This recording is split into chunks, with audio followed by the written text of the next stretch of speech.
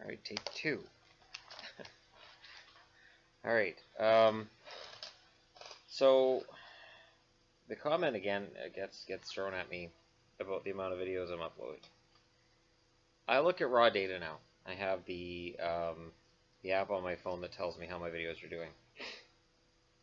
With doing fewer videos, I get more views on said videos. I find that I'm able to find more topics to talk about. There just isn't that much to talk about until the season starts. And to me, preseason's not the season. So when I hear anybody say, well, you know, the season started, no, it hasn't. Not until the 12th it hasn't. Okay. Like last night, the Canucks won 4-0. My son was here playing a Naruto game. I didn't ask him to take over the TV because... And of course, the Canucks win 4-0. I'm like, oh, great. Now Canucks fans are going to be all excited about our chances. They're going to be very disappointed.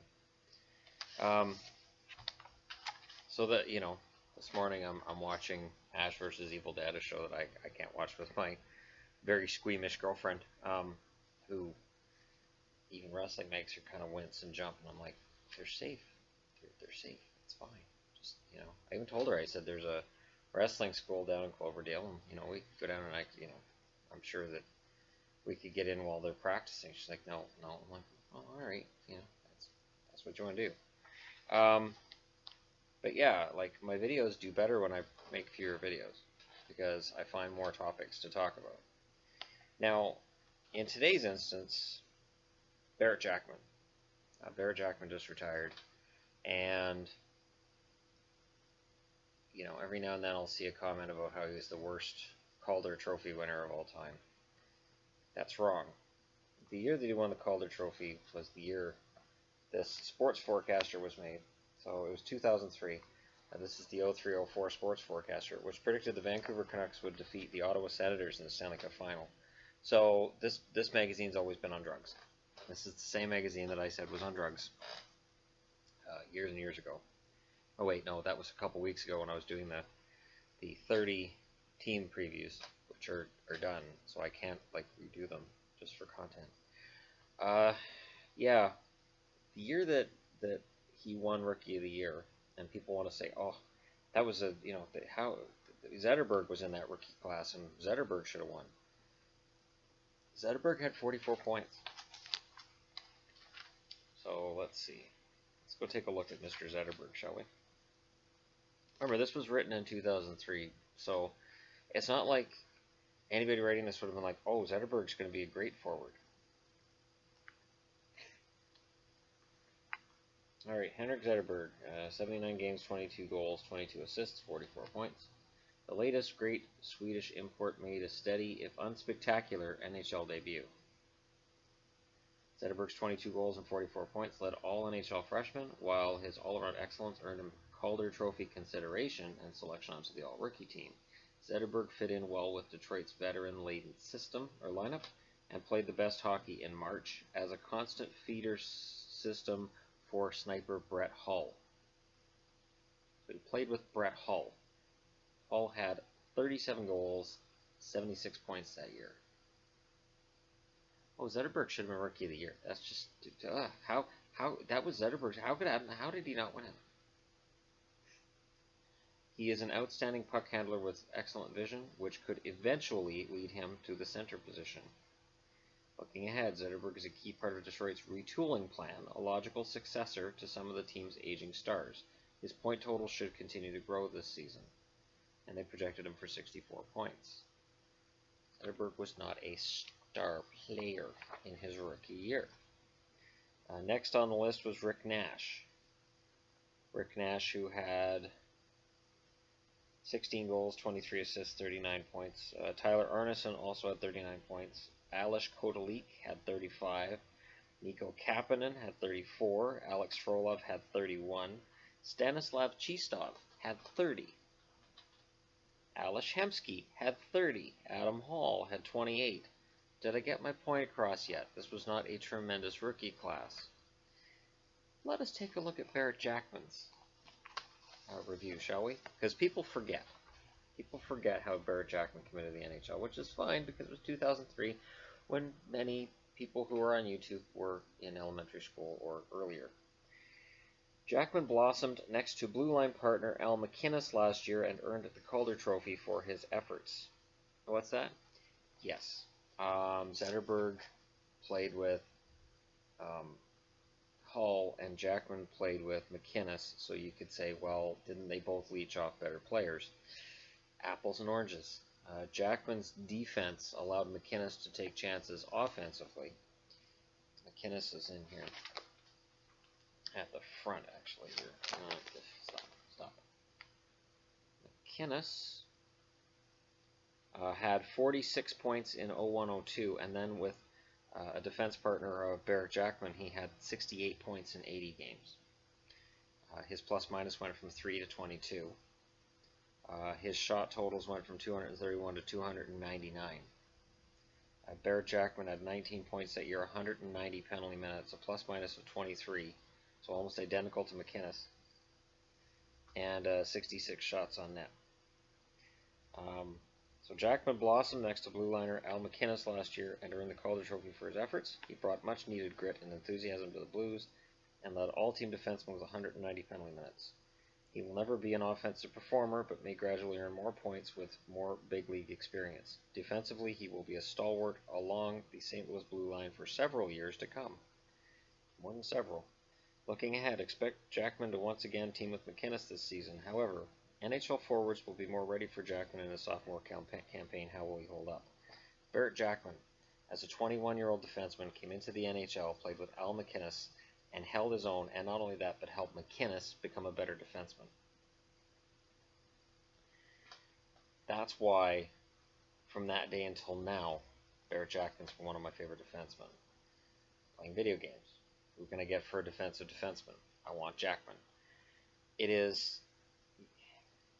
And it's the name value, it's the recognition, and yes, you know, he had his struggles in the playoffs against Vancouver, which Canucks fans want to talk about, but all Blues struggled against Vancouver, and Jackman really was a driving force in St. Louis. I even think the team's record got better during his rookie season. Let's see, no matter how much money the St. Louis Blues spend, they always seem to be a player or two short of competing for the Stanley Cup. This also goes to my salary cap argument. Last season, the Blues weren't completely healthy until the start of the playoffs and took a 3-1 series lead in the first round against Vancouver before blowing the final 3 games. I remember that series well. It was Pronger who melted down in that series, not Jackman. It was Pronger that could hear. He could hear Bertuzzi coming, and he just coughed the puck up. It was amazing to watch.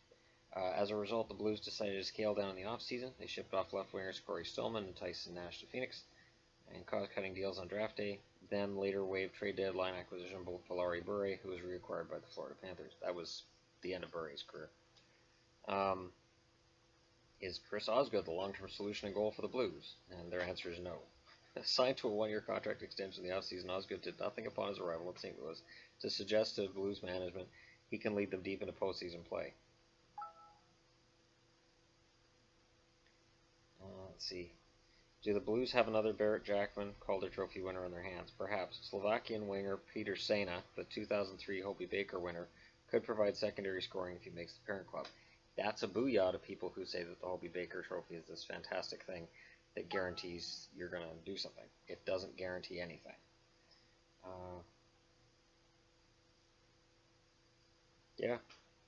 Yeah, so that's, and their one new face was Mike Danton. So, hockey fans, remember Mike Danton? A lot of you people won't remember who Mike Danton is. So yeah, full respect to Barret Jackman. His rookie season is worth looking back on, because whenever I hear somebody say that they look at a Calder list and they go, oh, well, Jackman's the worst Calder Trophy winner. Oh, well, Zetterberg should have won it. No. By this magazine's estimation, that year, Jackman had a much greater influence on St. Louis than Zetterberg had on Detroit. Detroit still had Shanahan, they still had Hull, they still had a lot of really good veteran players. And Zetterberg was kind of along for the ride. Jackman stepped in, showed he was capable of playing with Al McInnes, bring up Chris Pronger to play on the other pairing on the defense, and helped the Blues remain one of the contenders in the West. Ultimately a little bit short, but he worked well for them. So, yeah, it's one of those things that drives me nuts, because it is easy for a fan who's at a certain age, I'm not going to criticize anybody by name or by generation or age necessarily, but it is easy to look back and go, okay, well, that name doesn't suit. He sucks now, so therefore he's... The thing with Jackman was his foot speed left him a few years ago, and it was hard for him to keep up with the game, and as a result, he got exposed more on fast breaks, and when the Blues let him go, he probably should have retired last year. But Nashville was willing to give him a shot, and rightfully so, from a Predators perspective, because Jackman is the kind of guy I look at and say he'll be a good coach. I look at Quenneville in Chicago. Joe Quenneville was not a flashy defenseman, but he was tough. He was a damn good player, and I really liked Quenneville's game when he was a player. Toiled in Hartford for years, so he knows about mediocrity, and he doesn't want mediocrity as a coach. Jackman getting the one-day contract from St. Louis before he retired is a signal that he will be in the Blues organization in some form or fashion. And when you look at guys to replace Ken Hitchcock, and there's all kinds of rumors of who might, 2-3 years down the road, I would not be surprised if Jackman's your coach. And I don't have any crystal ball, but he is that kind of player, that he fought for every single game he played, and he always had the heart and determination, even if his body wasn't capable of doing it anymore. So, in summary, I've always been a big Barret Jackman fan. I was right up until the day he retired. I would have been happy to see him play for any of my favorite teams. He didn't, but he always had my respect. And this is something that's sort of like, and people comment on video I did last night where I talked about my favorite players. I can respect a player while not cheering for the team. So I can watch a Montreal game and go, man, I don't want Montreal to win this. I like Galchenyuk. I don't want them to win this. Price is a great goaltender. I don't want Montreal to win this. I can wear their jersey because this is a beautiful jersey, but I can still say I don't want Montreal to win this game. And that's the thing. I have certain teams I cheer for, certain players I cheer for, and it doesn't always match up. The Blues were never one of my favorite teams, but Jackman was always one of my favorite defensemen. And that's just how it works out. That's why sometimes on draft day I'll be upset with where a certain player goes, because I'll be like, oh, why did Montreal have to draft Sergachev? Now I have to hate him, and I don't. Why? So it's one of those things. Or why did Sam Steele go to Anaheim? I wanted him to go to one of my teams, so I won't, But I guess we'll see. We'll see if I regret either of those draft picks being made. But yeah, it's funny too, because hockey was marketed differently 10 years ago. I don't know that you could get away with this ad right in the front page. These ads stopped about 5 years ago in these magazines, but they used to say, all right, well, we're going to market beer or we're going to market hockey pools as if sex has evolved. So, oh, and here's a good one. There's Cujo wearing the Toronto Maple Leafs jersey I have, which is badly stained. But shouldn't eat spaghetti and have small children when you wear a jersey like that, but it's still one of my favorite jerseys. But yeah, I wanted to look back and say, look, guys, this is why. This is why Barret Jackman was Rookie of the Year, and this is why when he retires, I feel he's worthy of his own video. So with that being said, I'm done for now. Streaming, I don't think I'll be streaming this morning. I may be streaming later. The girlfriend and I are likely going to be doing stuff today. Brand new computer may be coming my way very, very quickly, and if it does, I may not need the headset anymore. My videos may look completely different. I may be back to the camera software that I was using before. Hopefully that computer it'll work with. And just in general, I may have a much, much, much better experience. And with the backdrop that hopefully will be behind me, and will at least give it a hockey feel in the background. Good things are coming. Anyways, Barret Jackman, he's never going to be a Hall of Famer.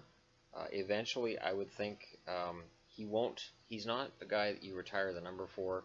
But if St. Louis has any kind of ring of honor where you have your names of players, legends around the building, they would be wise to give Jackman one of those spots, because he was a team player and he played a tough game, and even when his legs had kind of left him, he was still a player for them that gave it everything he had every night. So, full respect for that. Thanks for watching, and I'll talk to y'all again later.